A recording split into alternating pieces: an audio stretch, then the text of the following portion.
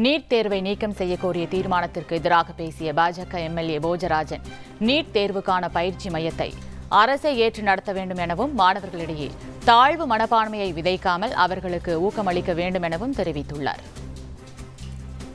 தமிழகத்தின் மக்களுக்கு, குழந்தைகளுக்கு, மாணவர்களுக்கு ஒரு ஊக்கத்தையும் எதிர்காலத்திலும் சிறப்பாக்கும் என்ற நம்பிக்கை எங்களுக்கு இருக்கின்றது. ஏன்னா இப்போ கடந்த இந்த தேர்விலேயே பல்லடத்தில் ஒரே தமிழ் பள்ளியில் 10 மாணவர்கள் நீட் தேர்வில் வெற்றி பெற்றிருக்கிறார்கள்.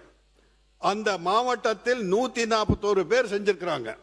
அதனால நம்ம அவங்களுக்கு இப்போ நீங்க சொல்ற இந்த பயிற்சி முகாம் எல்லாம் சொல்றீங்க. பயிற்சி முகாமை ஏன் அரசு நடத்தக்கூடாது? பயிற்சி முகாமை அந்த இடத்துல இந்த திருப்பூர்ல எல்லாம் பயிற்சி முகாம் எல்லாம் அரசு நடத்தி அவர்களெல்லாம் அந்த குழந்தைகளெல்லாம் ஊக்கப்படுத்தி இந்த மாதிரி அவங்களெல்லாம் வெற்றி பெற செய்திருக்கிறார்கள்.